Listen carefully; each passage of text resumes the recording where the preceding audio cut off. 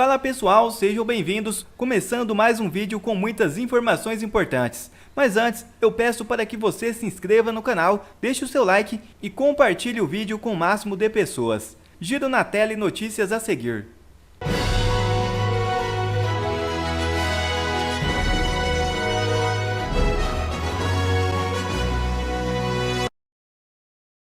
Folha constata que PF infla diretoria com inquéritos contra Bolsonaro.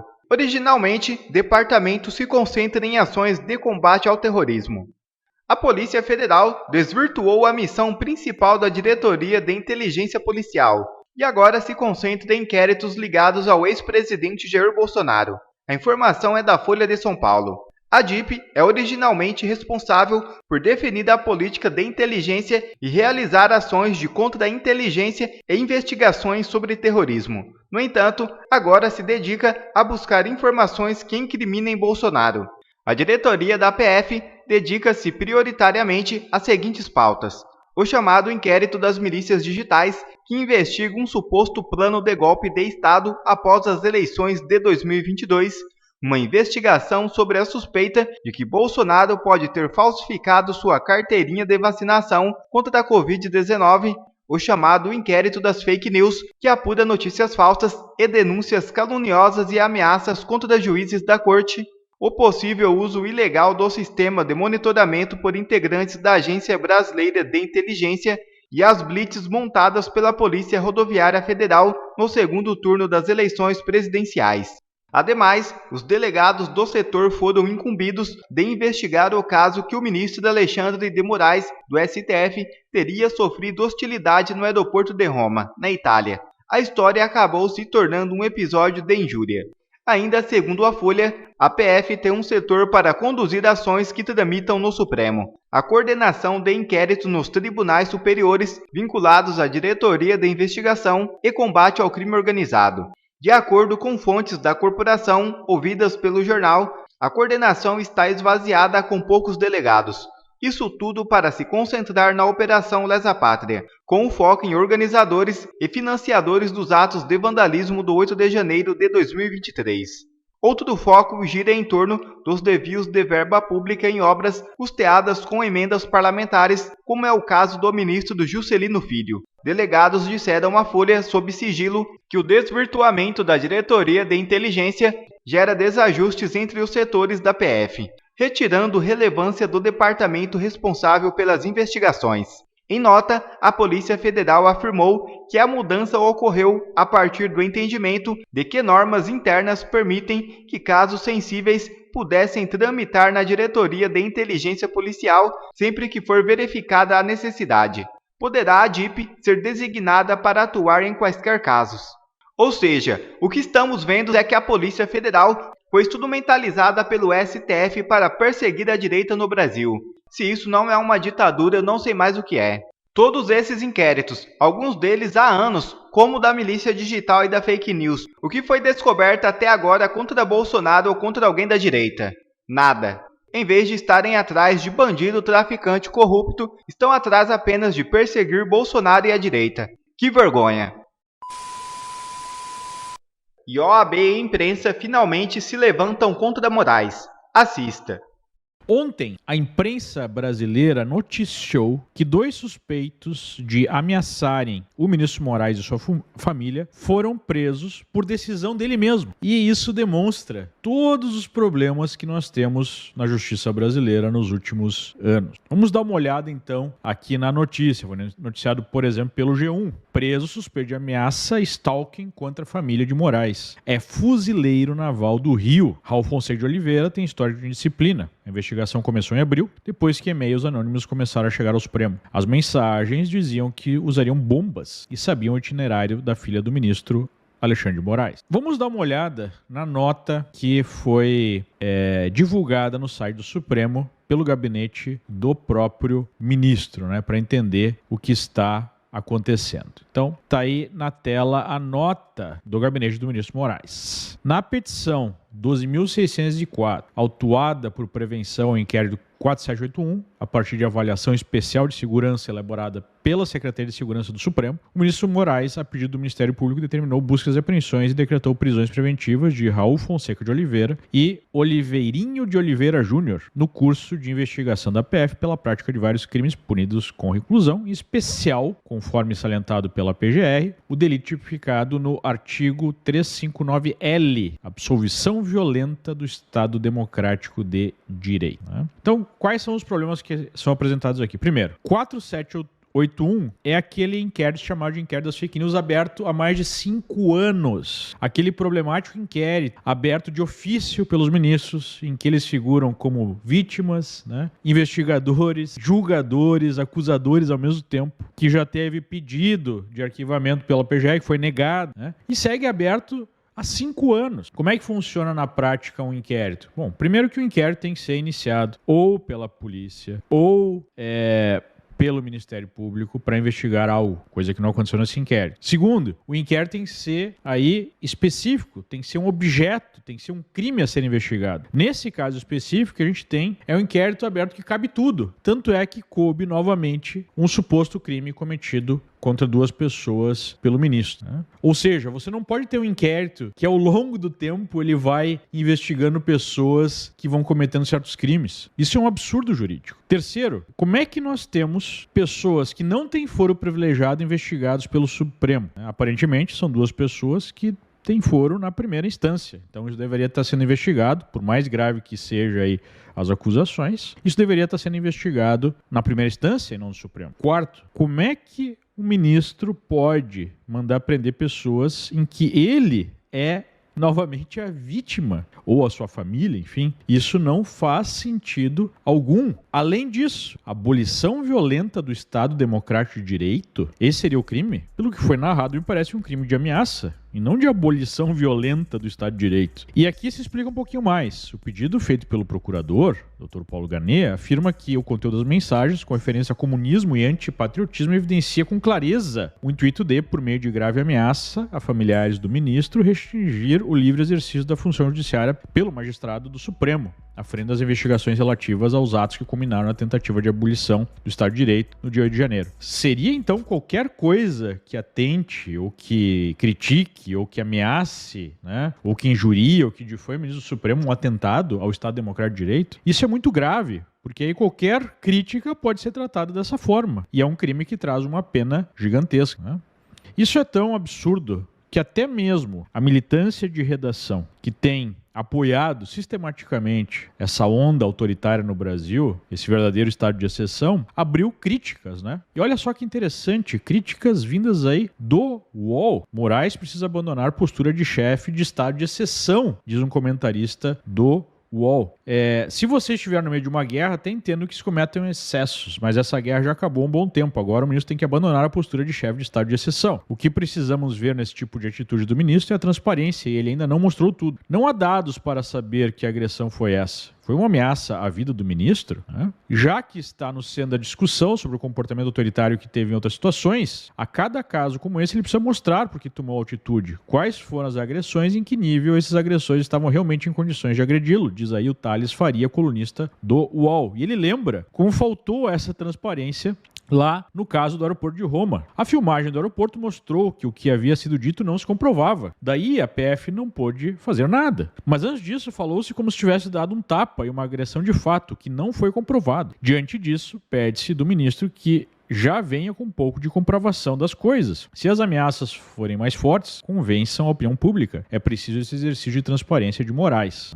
O próprio presidente da OAB veio criticar Moraes por mandar prender os suspeitos de ameaçá-lo, diz aqui a Folha. Disse o presidente: a lei brasileira não permite que a vítima julgue o próprio caso, afirma Simonetti. O presidente da OAB acrescenta que o Supremo erra ao julgar pessoas sem foro especial. Pois é, caro presidente da OAB, faz 5 anos que isso está acontecendo e agora o senhor veio falar, talvez pelo fato de agora nós temos eleições na OAB, e aí você precisa, dar uma resposta a todos os advogados que estão denunciando essas práticas que não são compatíveis com o devido processo legal, com o próprio Estado de Direito no Brasil. Até mesmo o Tucaninho Reale Júnior, que tem defendido, aí o Supremo disse, olha, não cabe a Moraes ser o julgador do caso em que é vítima. Não me diga, senhor Miguel Reale Júnior, que não pode, né? Nós estamos falando isso há 5 anos. Então, mais um caso que mostra como nós não temos mais Estado de Direito no Brasil. Se trata de um estado de exceção, como bem colocou, por incrível que pareça, o colunista estadual. Quando é que nós vamos voltar à normalidade jurídica, à normalidade democrática, ao devido processo legal no Brasil? Até quando esses inquéritos vão perseguir pessoas pelas suas opiniões políticas? Ou, nesse caso, que parece, né, que aconteceu algum crime, quando é que as pessoas vão voltar a ser julgadas, acusadas, né, condenadas no seu juízo natural, seguindo o que a lei brasileira define? Obviamente que se alguém fez esse tipo de ameaça grave, tem que ser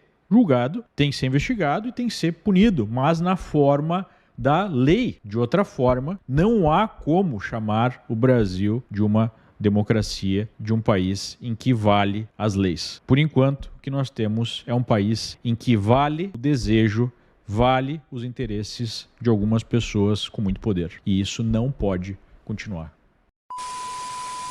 Despenca a avaliação positiva do STF em pesquisa e vai para apenas 14%. Em dezembro de 2022, após as eleições, a corte era avaliada como ótima ou boa por 31% da população, a maior taxa desde que o Poder Data começou a questionar em junho de 2021. Atualmente, esses percentuais caíram para 14%. Recentemente, o nosso divino semideus Alexandre de Moraes disse em um discurso, uma dessas entrevistas e discursos que eles adoram dar, de que o povo brasileiro aprova o STF, que o povo brasileiro confia no judiciário e na Suprema Corte brasileira. Bom, essa é uma das coisas, nos territórios inusitados que nós estamos entrando. Não só a rejeição do Lula hoje, após 1 ano e 6 meses, está batendo recorde para esse período no primeiro mandato de um presidente do Brasil, mas nós estamos entrando em um território novo, um território onde a população demonstra uma profunda rejeição à Suprema Corte Brasileira, ao STF.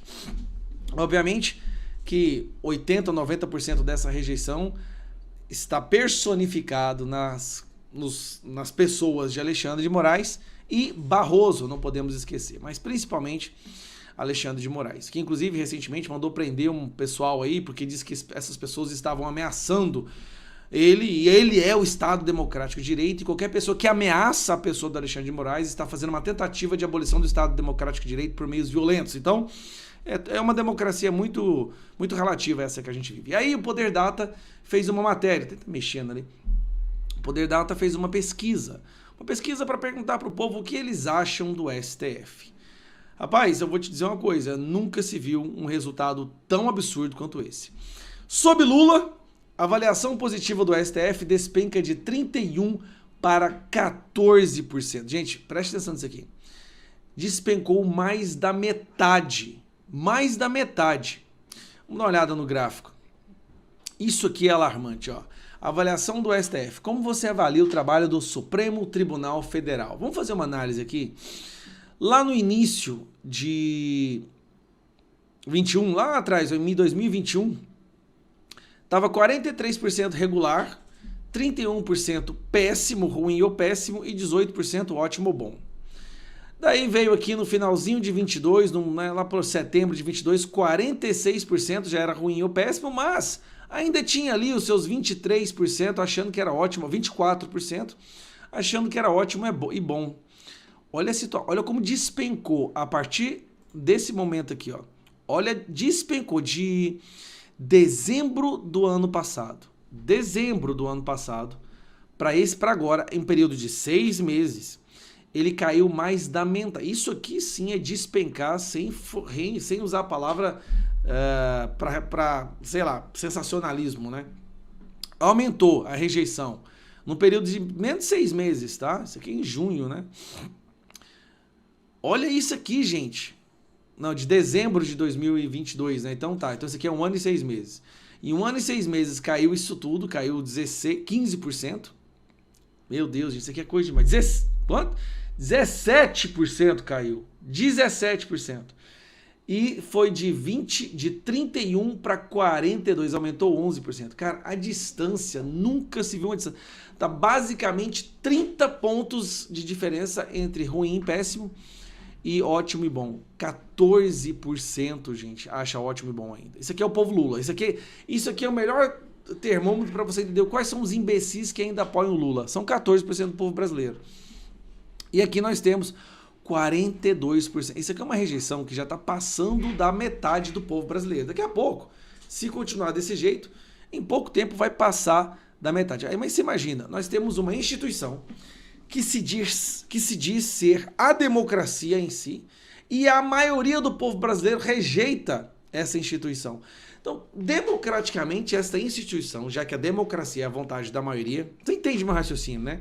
Se a democracia é a vontade da maioria e a maioria rejeita essa instituição, será que pela forma democrática o melhor a fazer seria que essa instituição não existisse mais? Porque senão não tem democracia. Isso aqui é um absurdo. Esse número é assustador. Essa avaliação do STF hoje. Nunca o ótimo bom esteve tão baixo. 14% apenas. E nós sabemos. Aqui um aviso para Carmen Lúcia, para todos os outros aí, tá? Todos. Alexandre de Moraes está destruindo a imagem da Suprema Corte. E em breve haverá eleições para senadores. Ninguém vai conseguir segurar o que esse novo Senado vai fazer.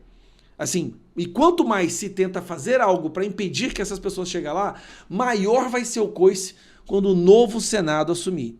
Não vai ter negociação, o novo Senado vai chegar com o pé na porta e vai fazer impeachment não só de um, mas de vários. Isso porque existe uma covardia generalizada por parte dos outros 10 que não estão agindo da forma que deveriam agir para resgatar a Suprema Corte brasileira. Vou falar mais nada. Vocês vão ver em 2026. E Rodrigo Constantino expõe toda a farsa da Rede Globo. Assista. Como é que a nossa velha imprensa está enxergando tudo isso? Como é que a turma progressista, histericamente anti-Trump e Bolsonaro, está vendo isso tudo? Ora, não conseguem esconder o riso no rosto, né?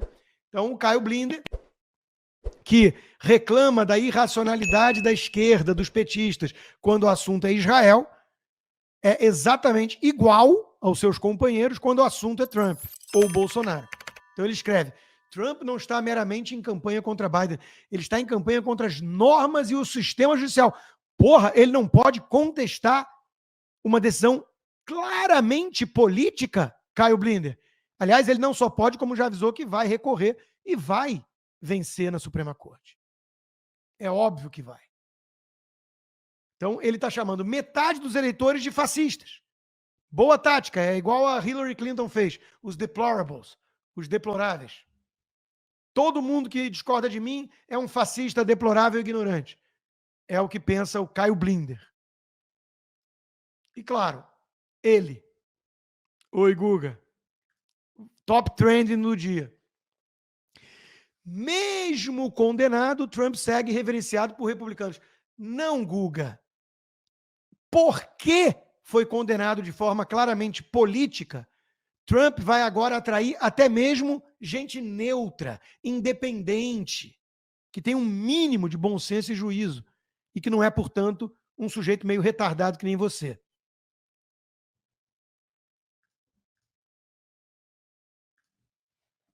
Liguei na Goblos, no hotel, e Guga Chakra dizia que a eleição de um condenado enfraqueceria a democracia.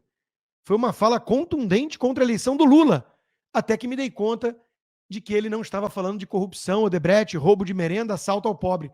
Era do Trump. Paula Schmidt humilhando o palhaço Guga Chakra. By the way, vamos para um pequeno petit-pourri, videozinho dessa turma incoerente da Globo. Condenado à prisão aqui nos Estados Unidos é um ex-presidente que é candidato a presidente e lidera as pesquisas. Então a gente pode ter uma situação que é bem possível de um condenado passar a exercer a presidência dos Estados Unidos. Um condenado por um crime pode concorrer à Casa Branca. inclusive ser eleito e assumir a presidência dos Estados Unidos, ainda que ele acabe atrás das grades. E as consequências podem ir para além da corrida eleitoral. Isso gera um impacto na democracia americana, que fica mais fragilizada, mais enfraquecida.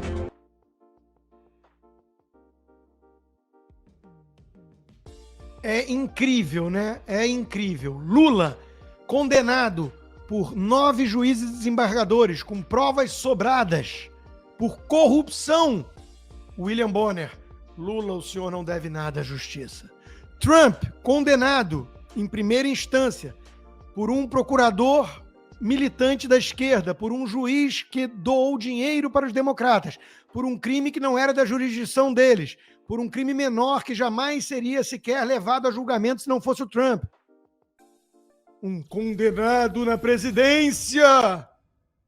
Enquanto isso, o servidor da Hillary Clinton, o James Comey, decide não levar adiante o processo porque pode impactar a eleição.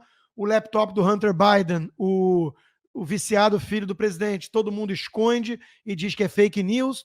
O próprio Hunter Biden tem um sweet deal proposto que até o juiz, quando olhou, falou, meu Deus, isso não. E ele agora pode ser indiciado porque tentaram fazer um acordo suave com ele. Que mais? O próprio Joe Biden tinha tudo para ser incriminado. O procurador disse que ele está senil e por isso não ia levar adiante o indiciamento. Essa é a turma democrata protegida. Olha, é coisa de republiqueta das bananas.